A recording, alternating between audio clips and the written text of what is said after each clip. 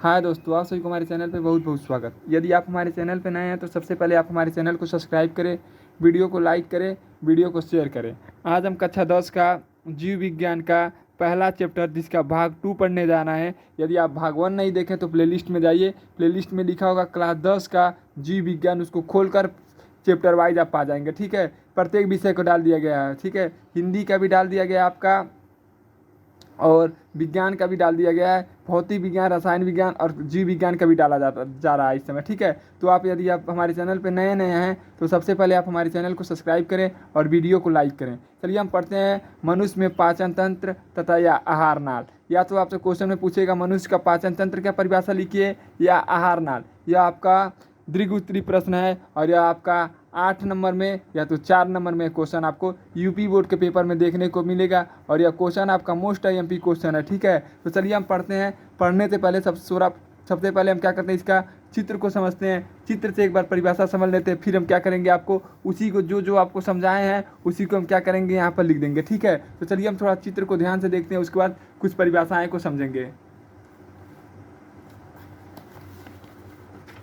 चित्र को आप देखिए, चित्र में यहाँ क्या आपका मुख है। ठीक है, और ये आपका क्या है, लार है। ठीक, तो इसको परिभाषा याद करने के लिए सबसे पहले देख लीजिए, इसके क्या कहते हैं, जो आपका गला होता है उसको क्या कहते हैं, ग्रास नली कहते हैं। ठीक है, ये आपका होता है आमाशय। ठीक है, ये आपका होता है यकृत। ठीक है, ये आपका क्या है, यकृत। ठीक है, उसका देखिए, ये आपका होता है अग्नाशय। ठीक है, ये आपका क्या होता है, अग्नाशय। ये आपका क्या होता है, ग्राहड़ी। ये आपका होता है वित्रांश और ये आपका होता है क्षुद्रांत। ठीक है, ये आपका होता है मलाशय। ठीक है, ये आपका क्या होता है, इस सभी का भाग है। ठीक है, इसको क्या कर दें, थोड़ा यदि आप इसको देखना चाहते हैं, यदि आप नहीं लिख पाएंगे तो क्या करिए, इसका स्क्रीनशॉट ले लीजिए एक बार पूरा का। कैमरा थोड़ा ऊपर नहीं है, नहीं तो आपको पूरा पूरा दिख रहा था। ठीक है, तो चलिए हम समझते हैं। ठीक है, इसका परिभाषा लिखने के लिए देखिए, यहाँ से हम क्या करेंगे, परिभाषा शुरू करेंगे और मलाशय पर लाकर परिभाषा को क्या कर देंगे, खत्म कर देंगे। ठीक है, तो चलिए हम क्या करते हैं, शुरू करते हैं। कहेंगे दांत के द्वारा भोज्य पदार्थों को काटते हैं, काटने के बाद उसमें लार मिलाते हैं। लार मिलने के कारण क्या होता है, पेस्ट के रूप में बन जाता है या शर्करा के रूप में बन जाता है। ठीक है, शर्करा के रूप में बनते ही आपका क्या होता है, यह मीठा हो जाता है। क्यों मीठा हो जाता है, क्योंकि आपको पता होगा कि हमारे लार में टाइटैनिक नामक एंजाइम पाया जाता है, जिसके मिलने के कारण आपका भोज्य पदार्थों का स्वाद कैसा हो जाता है, आपका थोड़ा थोड़ा मीठा हो जाता है। ठीक है, अभी हम आपको समझा रहे हैं। ठीक है, अभी हम परिभाषा लिखेंगे तो आपको क्या हो जाएगा, सब याद हो जाएगा। देखिए क्या कहते हैं, भोज्य पदार्थों को सर्वप्रथम क्या कहते हैं, दांतों को द्वारा काटते हैं। काटने के बाद उसको क्या कहते हैं, उसको क्या कहते हैं, उसमें लार मिलाते हैं और लार में क्या होता है, टाइटैनिक नामक एंजाइम होता है जो भोज्य पदार्थों का स्वाद को क्या कर देता है, मीठा कर देता है।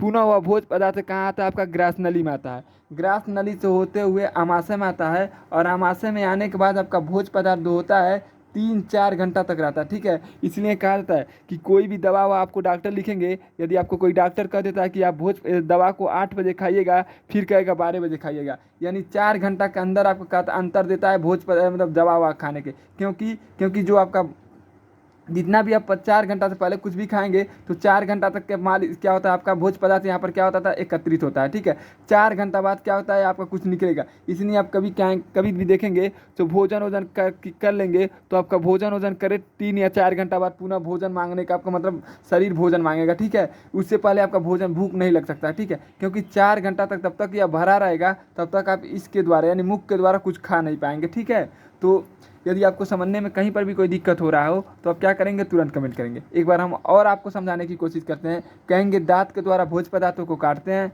फिर उसमें हम क्या मिलाते हैं, लार मिलाते हैं। लार मिलाने के कारण उसमें क्या होता है, एक एंजाइम नामक पदार्थ होता है लार में, वह क्या करता है, भोज्य पदार्थों को क्या कर देता है, मीठा कर देता है।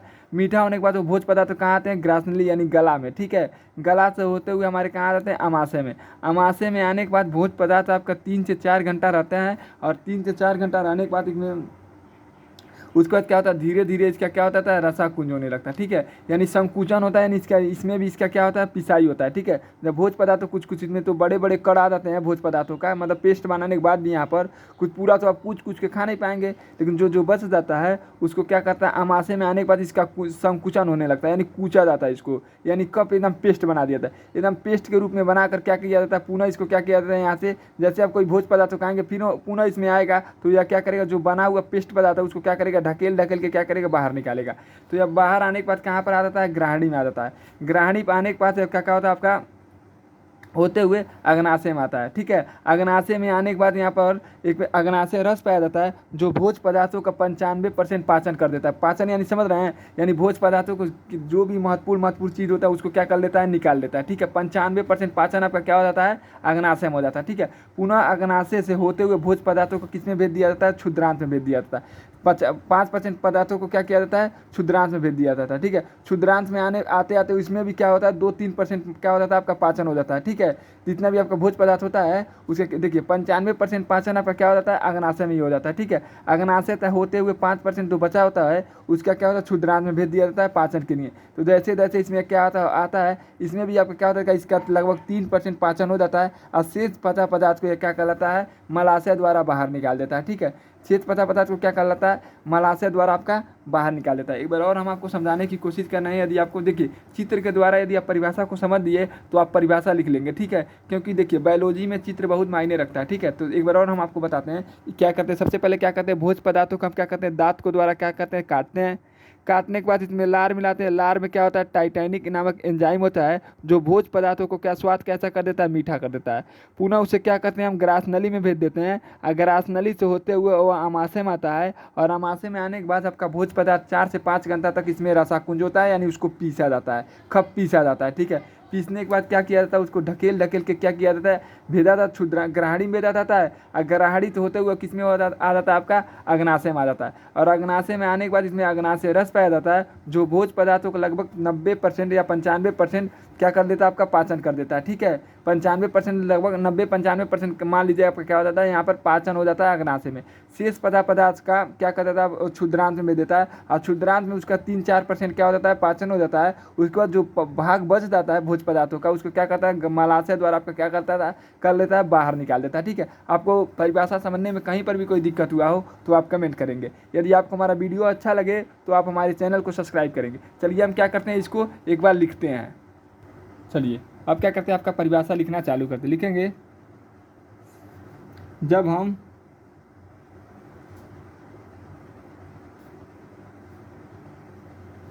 हम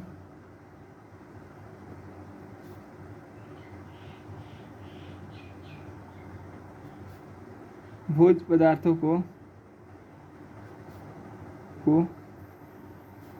दांत द्वारा काटते हैं,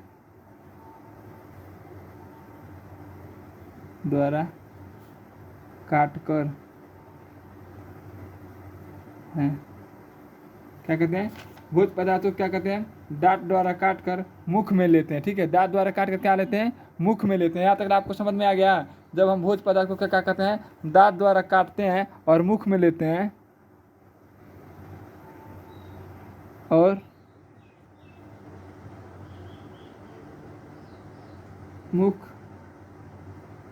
में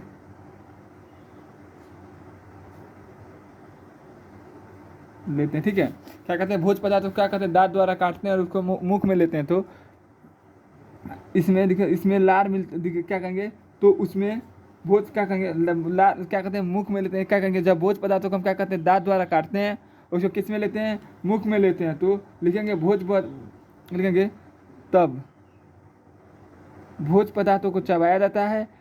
भोज पदार्थ उसके बाद लिखेंगे, उसके बाद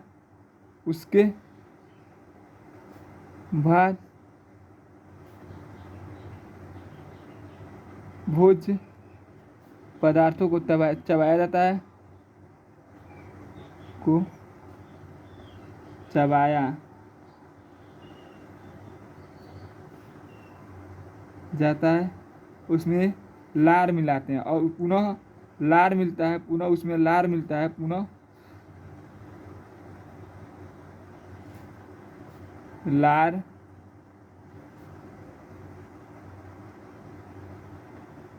है। ठीक है, क्या कहेंगे, भोज पदार्थों को मुख में लेते हैं, क्या कहते हैं, उसके बाद क्या करते हैं, उसको क्या करते हैं, धीरे धीरे चबाते हैं या चबाते हैं, पुनः इसमें क्या करता है, लार मिलता है। और हम जानते हैं कि लार में क्या बताया मिलता है, और कि और और लार में टाइटैनिक नामक एंजाइम पाया जाता है।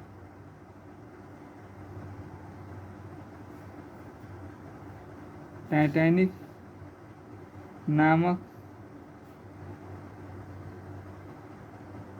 एंजाइम पाया जाता है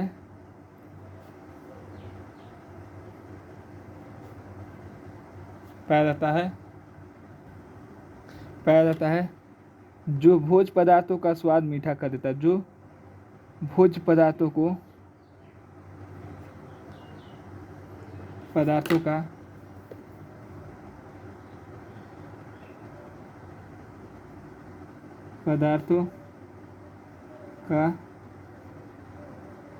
स्वाद क्या करता है, मीठा देता है। ठीक है, यहाँ तक तो आपको समझ में आ गया। ठीक है, हमने क्या कहा है कि भोज्य पदार्थ तो क्या कहते हैं, दांत से काटते हैं, दांत से काटते हैं तो उसको क्या कहते हैं, धीरे धीरे चबाते हैं, उसमें क्या कहते हैं, लार मिलाते हैं। ठीक है, लार ग्रंथियाँ द्वारा उसमें क्या मिल जाता है आपका लार मिल जाता है। ठीक है, लार मिलने में हम जानते हैं कि लार में क्या पता था, टाइटैनिक एंजाइम नामक पदार्थ पाया जाता है जो भोज्य पदार्थों का स्वाद क्या कर देता है, मीठा में कर देता है। मीठा करने के बाद वो आपका कहाँ पर आ जाता है, ग्रास नली में आता है। ठीक है, उसके बाद पुनः उसके कारण लिखेंगे, उसके बाद भोज्य पदार्थ आपका कहाँ आ जाता है, ग्रास नली में आता है। हम आपको दिखाते हुए इसलिए चलना है, वीडियो थोड़ा लॉन्ग होगा, लेकिन आपको एक ही वीडियो में यदि आप बिना भगाए एकदम स्पष्ट रूप से देख रहे हैं तो आपको एक ही वीडियो में पूरा परिभाषा याद हो जाएगा। ठीक है, क्योंकि यह क्वेश्चन यूपी बोर्ड के पेपर के लिए मोस्ट IMP क्वेश्चन है, इसलिए हम क्या करें, आपको धीरे धीरे और स्पष्ट रूप से समझाते हुए चलना है। ठीक है, लिखेंगे उसके बाद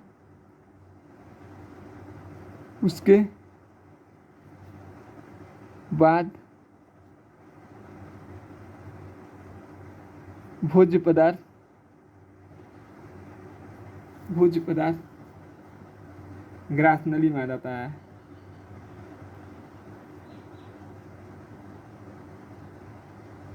ग्रास नली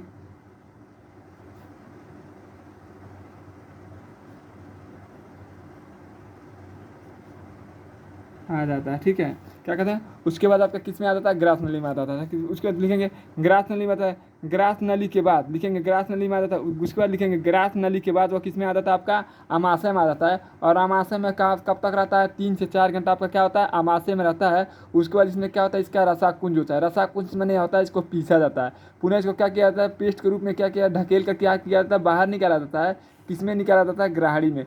ग्राहड़ित होते हुए पुनः किसमें पहुंच जाता है, आपका आमाशय में पहुंच जाता है। ठीक है, चलिए हम क्या करते हैं, लिखेंगे, कहेंगे ग्रास नली से होते हुए पुनः लिखेंगे, पुनः यह ग्रास नली से होते हुए नली ग्रास नली से होते हुए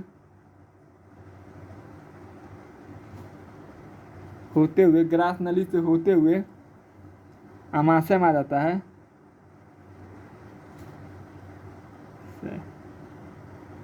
आमाशय में आ जाता है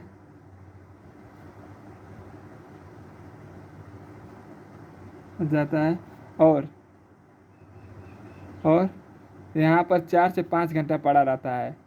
और यहाँ पर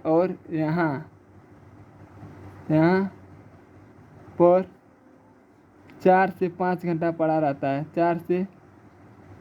3 से 4 घंटा, 4 से 5 घंटा नहीं, 3 से 4 घंटा पड़ा रहता है। और इसका रसाकुंज होता है, और इसका रसाकुंज माने पिसाई होता है। ठीक है, और इसका रसाकुंज होता है। इसका क्या होता है, रसाकुंज होता है। ठीक है, यहाँ तक आपको समझ में आ गया होगा। ठीक है, यह 3 से 4 घंटा कहाँ पर पड़ा रहता है, आमाशय में। और आमाशय में इसका क्या होता है, रसाकुंज यानी पिसाई होता है। ठीक है, पुनः आपकी कहाँ चला जाता है, देखिए पुनः इसका क्या होता है, धीरे धीरे पेस्ट के रूप में बाहर निकलता है। कहाँ आपका क्या पहुँच गया है, ग्राहड़ी में। लिखेंगे पुनः यह धीरे धीरे लिखेंगे पुनः यह धीरे धीरे मैंने ढकेला जाता है। ठीक है, पुनः यह धीरे धीरे ढकेल कर ग्राहड़ी में पहुंच जाता है। ढकेल कर निकाला जाता है और यह ग्राहड़ी में पुनः यह धीरे धीरे ग्राहड़ी में, आसान भाषा में लिख देते हैं, ग्राहड़ी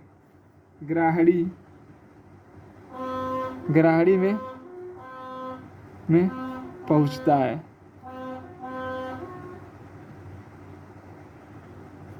धीरे धीरे कहाँ पर आपका पहुँच गया, ग्राहड़ी पहुँच गया। ठीक है, यदि आपको देखिए यह केवल आपको देखने में बड़ा है। ठीक है, एक बार आप भी पढ़ लेंगे, चित्र के द्वारा समझ लेंगे और आप हमारी बातों को एकदम स्पष्ट रूप से समझेंगे तो आपको यह कुछ नहीं है। ठीक है, केवल आप हमारी बातों को समझिए और चित्र के द्वारा परिभाषा याद करने की कोशिश करिएगा। ठीक है, धीरे धीरे कहाँ पर पहुँच जाता है, ग्राहड़ी पहुँच जाता है। फिर लिखेंगे ग्राहड़ी तो होते हुए आपका कहाँ पर पहुँच जाता है, फिर से अग्नाशय में पहुँच जाता है और अग्नाशय में अग्नाशय नामक रस पाया जाता है जो भोज पदार्थों का 95% क्या कर लेता है, यहाँ पर पाचन हो जाता है। ठीक है, लिखेंगे पुनः आपका क्या पहुँच ग्राहड़ी में पहुँच जाता है। उसके बाद लिखेंगे उसके बाद यह अग्नाशय में पहुँच जाता है और अग्नाशय में अग्नाशय रस पाया जाता है और अग्नाशय में और नाशय और अग्नाशय में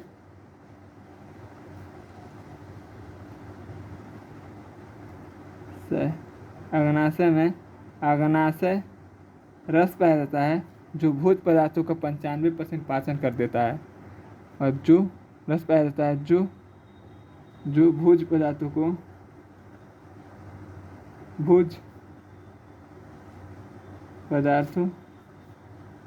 का 95% पाचन करा देता है। ठीक, कर लेता है। ठीक है, करा देता।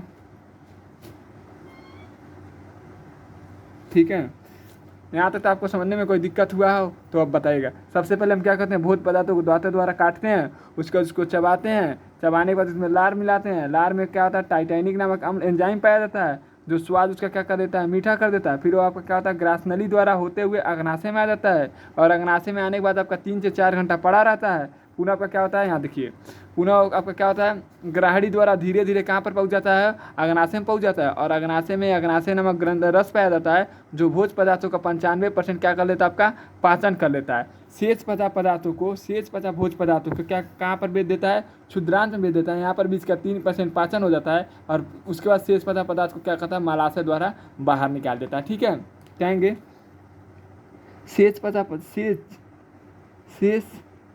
बचा भोज पदार्थों को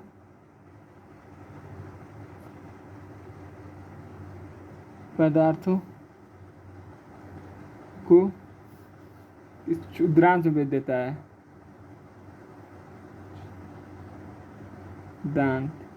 क्षुद्रांत में भेज देता है। ठीक है, शेष बचा पदार्थ को क्या कर देता है, आपका क्षुद्रांत में भेज देता है। वहाँ पर इसका 3% पाचन हो जाता है। वहाँ पर उसका 3% यानी 5% है, 3% इसका क्या हो जाता है, 3% पाचन हो जाता है। पाचन हो जाता है। शेष पदार्थों को मलाशय द्वारा क्या कर दिया जाता है, बाहर निकाल दिया जाता है। लिखेंगे शेष बचे पदार्थों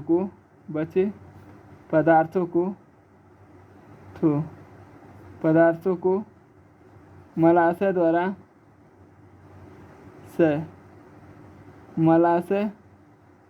द्वारा बाहर निकाल दिया जाता है।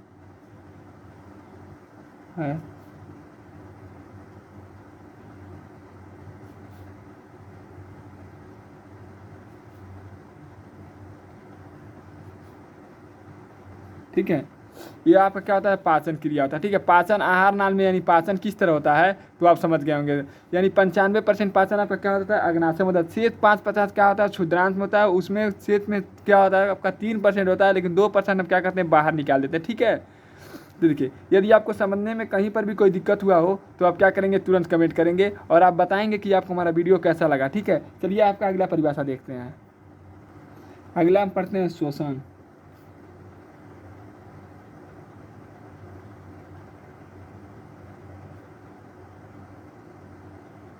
श्वसन किसे कहते हैं, देखिए श्वसन का एक परिभाषा होता है कि ऑक्सीजन को यानी सांस लेने की प्रक्रिया को हम क्या करते हैं, श्वसन करते हैं। ये आपका क्या हो जाएगा, पहला परिभाषा हो जाएगा। ठीक है, यदि आपसे कोई पूछ ले कि श्वसन किसे कहते हैं यानी साधारण भाषा में, तो आप कहेंगे कि ऑक्सीजन को अंदर लेने की प्रक्रिया को हम क्या कहते हैं, श्वसन कहते हैं, या सांस लेने की प्रक्रिया को हम क्या कहते हैं, श्वसन कहते हैं। ठीक है, इसका दूसरा परिभाषा क्या होता है, किताबी परिभाषा, ऑक्सीजन को ऑक्सीकरण यानी देखिए ऑक्सीजन प्रत्येक जगह है। यहाँ पर आप हमारे हाथ उठ के देख रहे हैं, इसके बगल में भी आपका क्या होगा, ऑक्सीजन, यहाँ पर भी आपका क्या होगा, ऑक्सीजन, यहाँ पर भी आपका क्या होगा, ऑक्सीजन, यानी चारों तरफ ऑक्सीजन घेरा हुआ है। ठीक है, लेकिन जितना ऑक्सीजन हम अपने अंदर ले लेते हैं यानी ऑक्सीकरण कर लेते हैं, उसे हम क्या कहते हैं, श्वसन कहते हैं। ठीक है, यानी कहेंगे ऑक्सीजन को ऑक्सीकरण करने की प्रक्रिया को ही हम क्या कहते हैं, श्वसन कहते हैं। ठीक है, यदि आपको परिभाषा समझने में कहीं पर भी कोई दिक्कत हो रहा हो तो आप क्या करेंगे, कमेंट करेंगे। यदि आपको इसका पीडीएफ चाहिए तो आप हमारे चैनल पे लास्ट तक बने रहिएगा। अभी हम लास्ट में आपको अपना व्हाट्सअप नंबर देंगे, उस पर आप मैसेज करेंगे तो आपको हम क्या करेंगे, इस वीडियो का पीडीएफ फ्री में दे देंगे। ठीक है, तो चलते हैं, सबसे पहले पढ़ते हैं श्वसन। श्वसन हम क्या करते हैं, सबसे पहले साधारण परिभाषा याद कर लेते हैं, उसके बाद क्या करेंगे, किताबी परिभाषा याद कर लेंगे। ठीक है, श्वसन कहेंगे सांस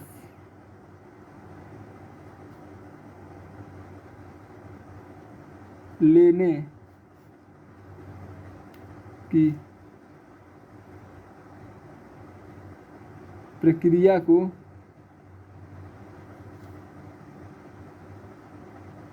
श्वसन कहते हैं।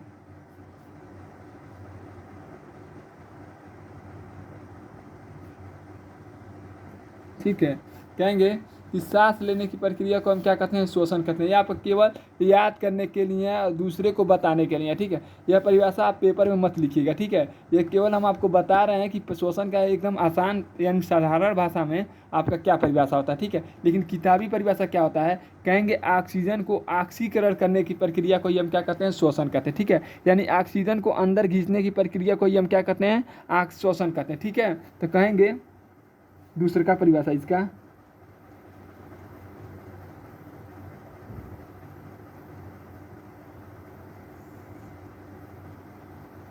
जन को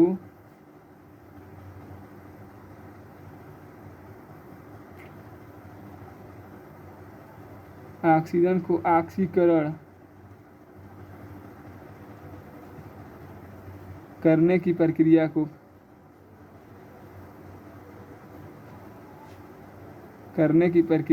ऑक्सीकरण करने की प्रक्रिया को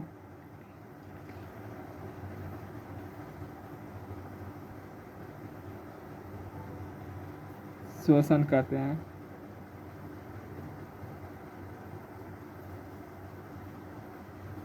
ठीक, क्या कहेंगे कि कहेंगे ऑक्सीजन को ऑक्सीकरण करने की प्रक्रिया को हम क्या कहते हैं, श्वसन कहते हैं। श्वसन मुख्य रूप से आपका दो प्रकार का होता है, एक होता है आपका ऑक्सीकरण श्वसन, एक होता है अनऑक्सीकरण श्वसन। ऑक्सीकरण श्वसन किसे कहते हैं और अनऑक्सीकरण श्वसन किसे कहते हैं, देखिए ऑक्सीकरण श्वसन वह है जिसमें ऑक्सीजन का योग होता है और अनऑक्सीकरण श्वसन वह होता है जिसमें आपका क्या होता है, हाइड्रोजन या कार्बन डाइऑक्साइड की आवश्यकता होता है। ठीक है, तो चलिए हम क्या करते हैं आपको बताते हैं। ठीक है, जैसे श्वसन क्या करते हैं, हम लोग करते हैं, जिनके पास मुख होता है या फेफड़ा होता है वो आपका क्या कहते हैं, श्वसन करते हैं। लेकिन पेड़ पौधे आपका श्वसन नहीं करते हैं, वो क्या कहते हैं, अनऑक्सीकरण यानी अशोषण करते हैं। ठीक है, इसको क्या कहते हैं, जो शोषण करते हैं, शोषण के मुख्य रूप से कई प्रकार का होता है, कहेंगे दो प्रकार का, एक होता है आपका ऑक्सीकरण शोषण और एक होता है आपका अनऑक्सीकरण शोषण। ऑक्सीकरण में क्या होता है, आपका ऑक्सीजन की आवश्यकता होती है और अनऑक्सीकरण में क्या होता है, आपका हाइड्रोजन या कार्बन डाइऑक्साइड की क्या होता है, आपकी आवश्यकता होती है। ठीक है, तो चलिए हम क्या करते हैं, पढ़ते हैं। यदि आपको परिभाषा समझने में कहीं पर भी कोई दिक्कत हो रहा हो तो आप क्या करेंगे, तुरंत कमेंट करेंगे। लिखेंगे शोषण का प्रकार, श्वसन का प्रकार। ठीक, श्वसन का प्रकार लिखेंगे। श्वसन मुख्य रूप से दो प्रकार के होते हैं, यहाँ लिखेंगे श्वसन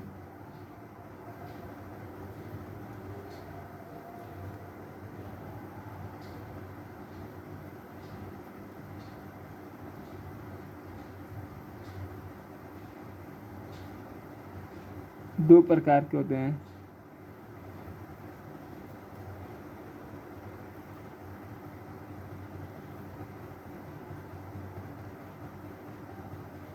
शोषण मुख्य रूप से कितने प्रकार के होते हैं, कहेंगे 2 प्रकार के होते हैं, ठीक है। शोषण मुख्य रूप से कितने प्रकार के होते हैं, कहेंगे 2 प्रकार के होते हैं, ठीक है। एक होता है आपका ऑक्सीकरण शोषण, एक होता है आपका अनऑक्सीकरण शोषण। पहला होता है आपका ऑक्सी यानी जिसमें ऑक्सीजन हो, ऑक्सीकरण शोषण, और दूसरा का आपका होता है अनऑक्सीकरण शोषण।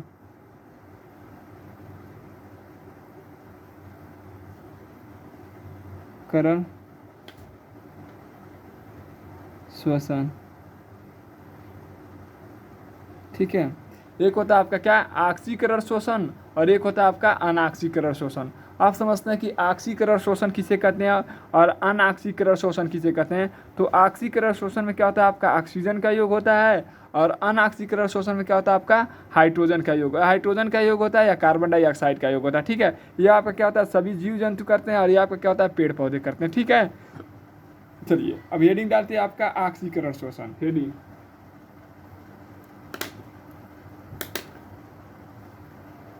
हेडिंग डालेंगे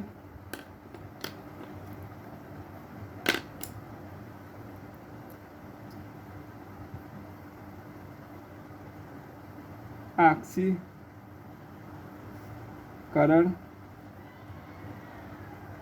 शोषण,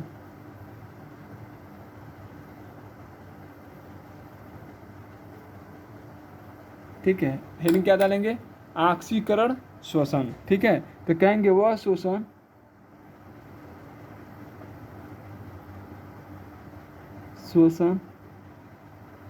जिसमें जिसमें ऑक्सीजन का योग होता है,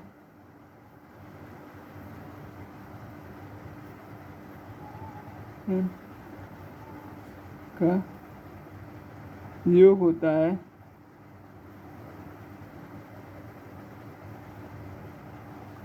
उसे ऑक्सीकरण शोषण कहते हैं।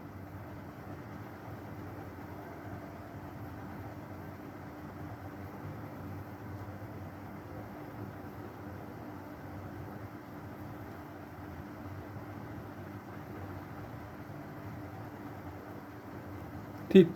यदि आपसे कोई पूछ ले कि ऑक्सीकरण शोषण किसे कहते हैं, कहेंगे वह शोषण जिसमें आपका क्या होता है, ऑक्सीजन का योग होता है, उसे हम क्या कहते हैं, ऑक्सीकरण शोषण कहते हैं, ठीक है। तो चलिए आपका अगला परिभाषा देखते हैं, अनऑक्सीकरण शोषण। अगला हेडिंग डालते हैं आपका अनऑक्सीकरण शोषण। कलमिया जी,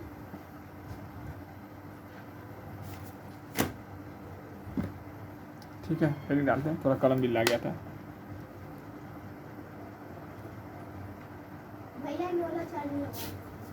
अनऑक्सीकरण शोषण,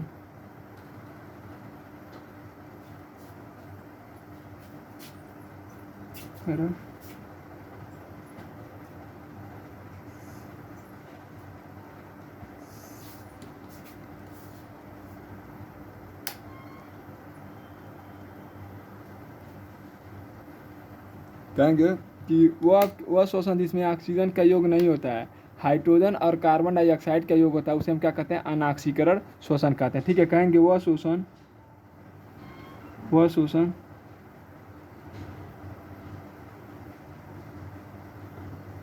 जिसमें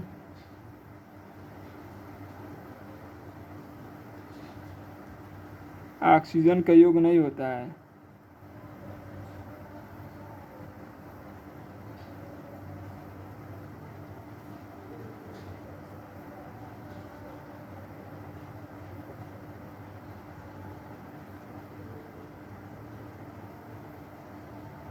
नहीं होता है, केवल हाइड्रोजन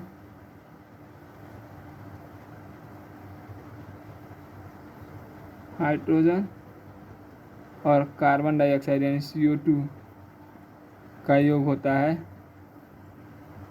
केवल का योग होता है, उसे अनऑक्सीकरण अभिक्रिया कहते हैं, उसे अनऑक्सीकरण अभिक्रिया कहते हैं।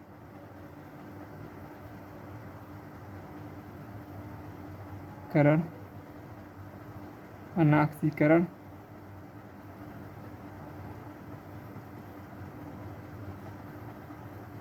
अपक्रिया कहते हैं।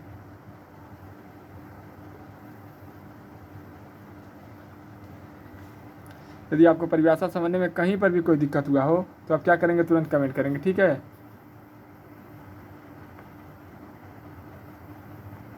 कि ऑक्सीकरण किसे कहते हैं, अनऑक्सीकरण किसे कहते हैं। जिसमें ऑक्सीजन का योग होता है उसे ऑक्सीकरण, जिसमें ऑक्सीजन का योग नहीं होता है, हाइड्रोजन और कार्बन डाइऑक्साइड का योग होता है, उसे हम क्या कहते हैं, अनऑक्सीकरण अपक्रिया कहते हैं, ठीक है। चलिए हम आपका अगला परिभाषा देखें। अगला हेडिंग जो आपको यूपी बोर्ड के पेपर के लिए दृष्टिकोण से मोस्ट आईएमपी हेडिंग है। क्वेश्चन को अब कुछ भी होता है ये एकदम रट्टा मान लीजिएगा, ठीक है, क्योंकि यूपी बोर्ड के पेपर में सबसे ज़्यादा देखने को मिलता है यह क्वेश्चन, ऑक्सीकरण तथा अनऑक्सीकरण में अंतर। यह क्वेश्चन आपका यूपी बोर्ड के पेपर में विद्या क्वेश्चन है, तो विद्या क्वेश्चन में देखिए क्वेश्चन आपका यूपी बोर्ड के पेपर में कितना बार पूछा है। अभी हम 1 शॉर्ट वीडियो चलाएंगे तो उसमें देखिएगा कि सभी क्वेश्चन को क्या करेंगे, स्क्रीनशॉट बगल में आपको लगा देंगे और दिखाएंगे सभी क्वेश्चन आपका यूपी बोर्ड के पेपर में कितना कितना बार पूछा हुआ है, ठीक है। तो हेडिंग आप डालिएगा ऑक्सीकरण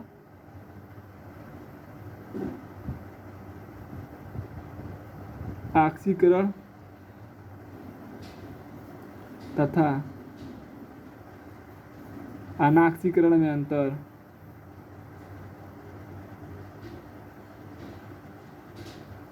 अनऑक्सीकरण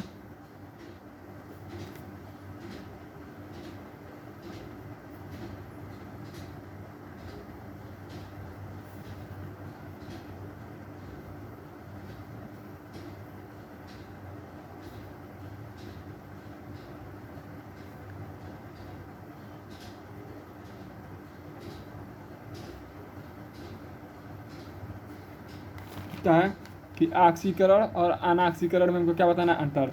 तो अंतर जहाँ भी आपको कह देता है तो एक तरफ क्या लिखेंगे, आपका ऑक्सीकरण इधर, ऑक्सीकरण, और एक तरफ लिखेंगे आपका अनऑक्सीकरण।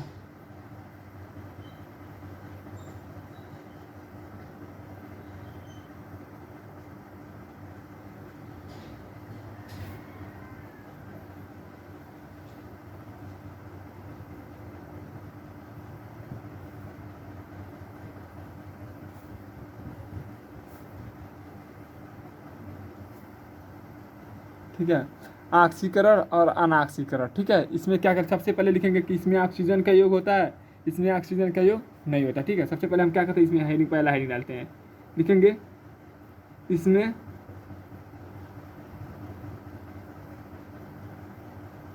ऑक्सीजन का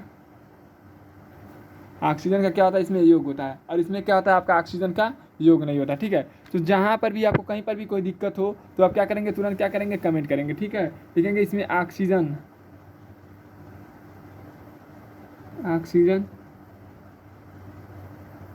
का योग होता है, इसमें लिखेंगे इसमें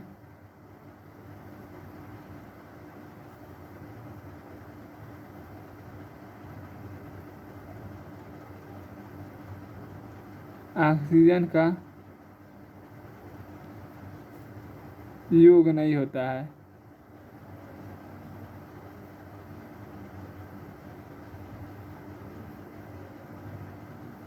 ठीक है। इसमें क्या लिखे हैं कि इसमें आपका क्या होता है, ऑक्सीजन का योग होता है, और इसमें आपका क्या होता है, ऑक्सीजन का योग नहीं होता, ठीक है। फिर पुनः इसमें क्या करेंगे, दूसरा हेडिंग डालेंगे और लिखेंगे इसमें आपका हाइड्रोजन का योग नहीं होता, लेकिन इसमें आपका क्या होता है, हाइड्रोजन का योग होता है, ठीक है। लिखेंगे इसमें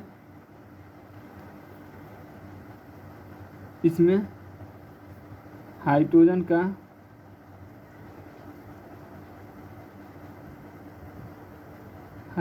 का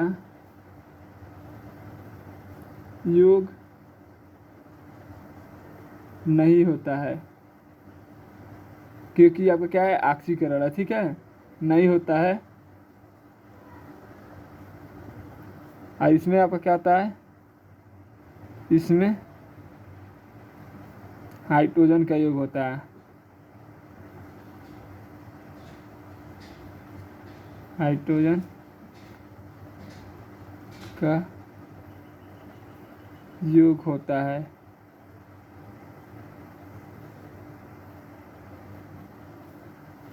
ज़्यादा से ज़्यादा इस वीडियो को लाइक करिए और ज़्यादा से ज़्यादा लोगों के पास इस वीडियो को शेयर करिए, ठीक है, जिससे हमें भी वीडियो बनाने का मन करे। यदि आपको हमारा वीडियो अच्छा लग रहा है तो आप हमारे चैनल को सब्सक्राइब करना ना भूलिएगा।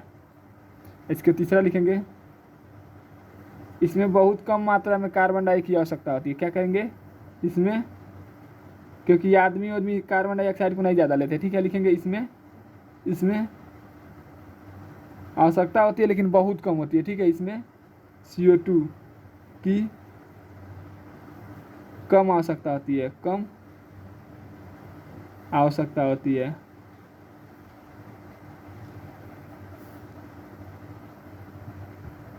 इसमें CO2 की अधिक आवश्यकता होती है। इसमें CO2 की अधिक आवश्यकता होती है।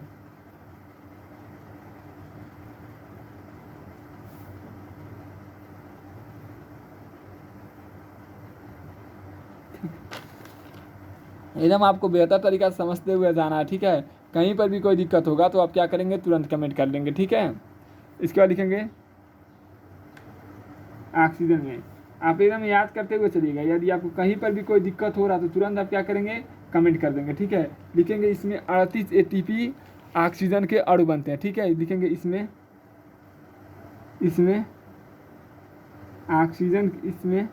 ऑक्सीजन के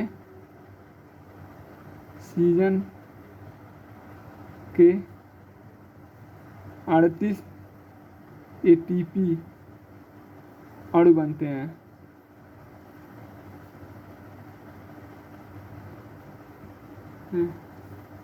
इसमें लिखेंगे इसमें केवल 2 ऑक्सीजन के ATP अणु बनते हैं, केवल 2 ऑक्सीजन के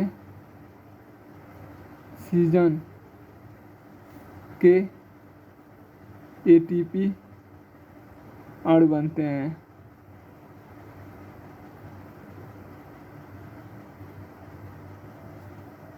ठीक है, इसमें आपका क्या बनते हैं, 2 ATP के अणु बनते हैं और इसमें आपका कितना बनते हैं, 38 बनते हैं, ठीक है। यदि आपको इसमें समझने में कहीं पर भी कोई दिक्कत हो रहा है या परेशानी हो रहा है तो आप क्या करेंगे, तुरंत कमेंट कर देंगे, ठीक है। यहाँ पर क्या होता है पहला, यहाँ पर क्या हो जाएगा दूसरा, यहाँ पर क्या हो जाएगा तीसरा, यहाँ पर होता है चौथा। यह 4 नंबर का ही क्वेश्चन होता है, ठीक है।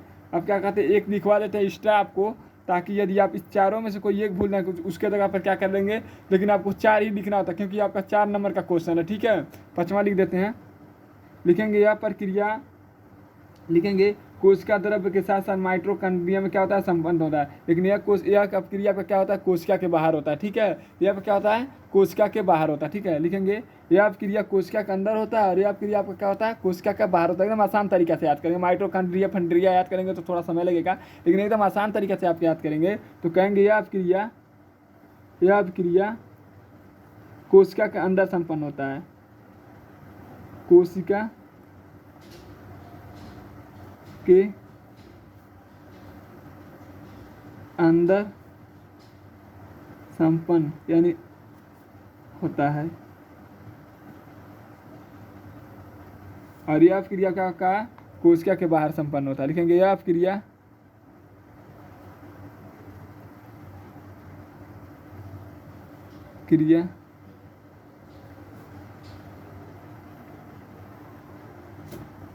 कोशिका बाहर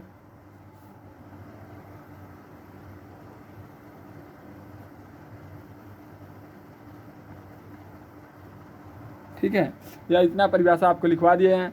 यदि आपको इतना परिभाषा में समझने में कहीं पर भी कोई किसी भी परिभाषा में समझने में या लिखने में या कहीं पर आपको लगता है कि कहीं या गलत है तो आप क्या करेंगे, कमेंट करेंगे, ठीक है। हम आपका सभी कमेंट को पढ़ते हैं और हम आपका जो आप कमेंट करेंगे हम कोशिश करेंगे कि आपका उत्तर देने की, ठीक है। तो चलिए, यदि आपको हमारा वीडियो अच्छा लगे तो आप हमारे चैनल को सब्सक्राइब कर लीजिएगा और वीडियो को लाइक करना शेयर करना ना भूलिएगा। धन्यवाद। इसके बाद हम क्या करेंगे, आपका पार्ट 3 में स्वागत करेंगे। धन्यवाद।